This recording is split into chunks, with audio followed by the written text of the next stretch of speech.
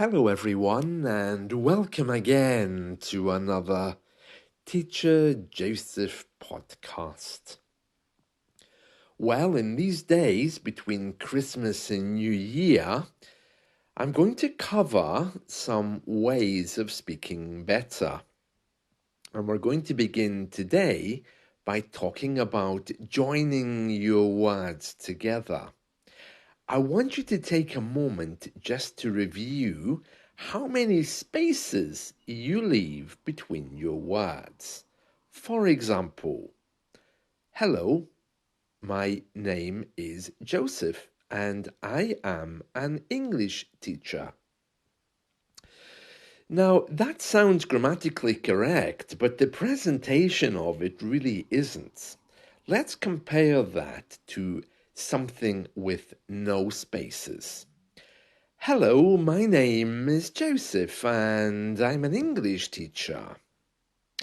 Now let's use that same sentence again when I don't know what to say, because many of you will be saying, oh, but I can't create sentences quickly.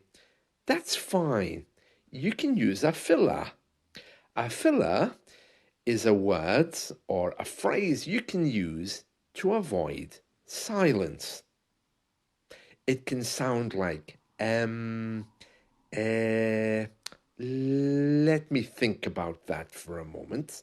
Okay, so let's try that. Well, my name is Joseph, and let me think. Yes, I'm an English teacher. It's much better to do that than leave spaces. Now, I want you to take your English book, whatever one you're reading, hopefully there is one, and I want you to try to read it without spaces. Forget about the meaning for a moment. Just take away the spaces and stretch some of the words.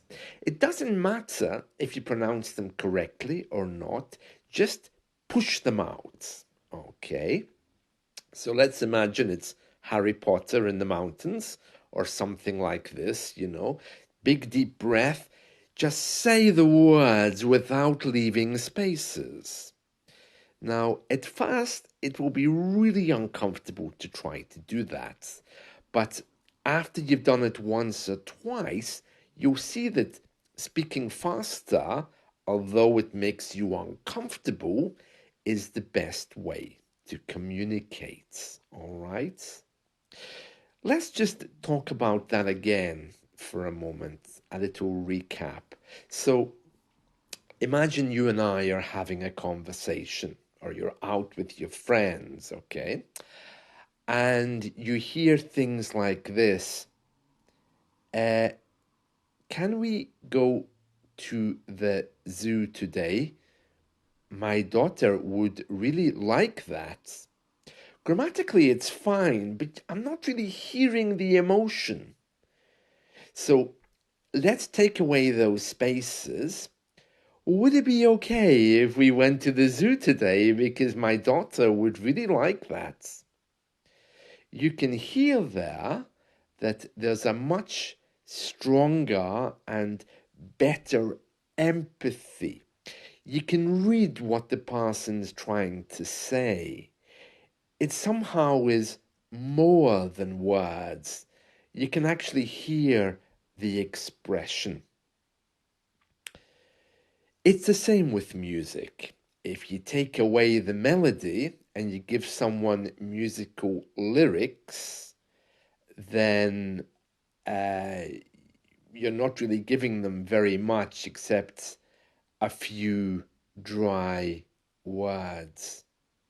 For example, let's think of the Elton John song Sacrifice. I'm not going to sing it, okay?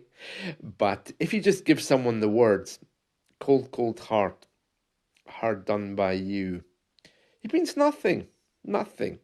You need the melody to get the meaning, and those words also need to be joined together in that melody. I'm going to be giving you little tips every day between Christmas and New Year about how to speak better. Okay, so we'll do intonation or melody on another day. But today, I just want you to think about how many spaces are between your words, because I think you'll be very surprised. Just record yourself or begin to notice on TV, for example, on the British news about how we speak. You're not going to find any silences there. The words are going to be joined up in the way that I'm speaking now. So that's just a little tip for today. Just make sure that you're really hearing, because if you take away the spaces, it sounds much more fluent and much nicer. There we are. By the way, speaking of taking things away and bringing things in, I see that early next year we're going to be able to buy a pint of wine. Now, as you know, here in the UK, if you go to a pub, you don't ask for a litre of beer. They'll probably look at you strangely. You'd be asking for a pint of beer. That's the correct way to ask. And now, after Brexit, the government is allowing us to buy a pint of wine. Now, for me, it just sounds ridiculous.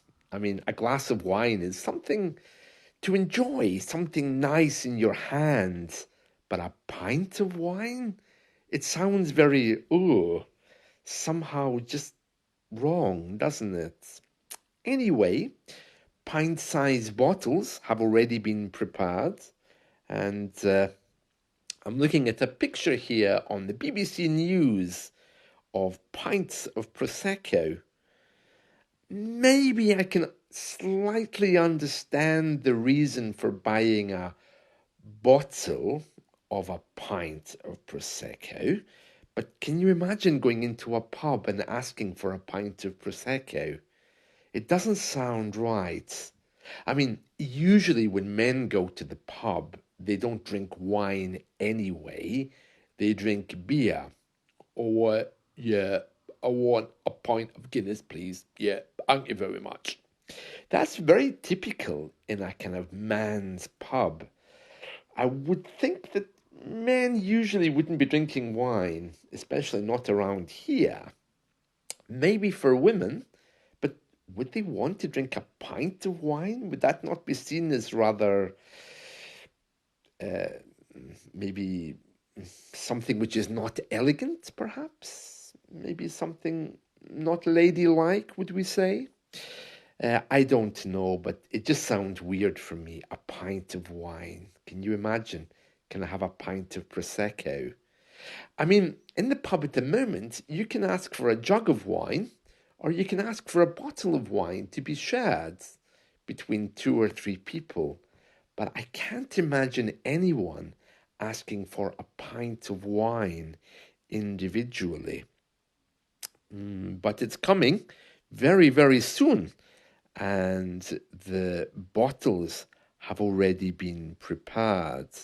This news story doesn't tell me exactly when it's going to be available, but it says it's part of some kind of Brexit review. And it says pint-sized bottles of still and sparkling wine are to appear on shelves in the UK. Yeah, but they've not given a date for that yet. And it says it will not introduce new rules on selling in imperial measures. We still use pints for a lot of things, you know. For example, a pint of milk. If we go to buy milk in the supermarket, I wouldn't know what a litre was, to be honest with you. I'd be looking for a pint of milk.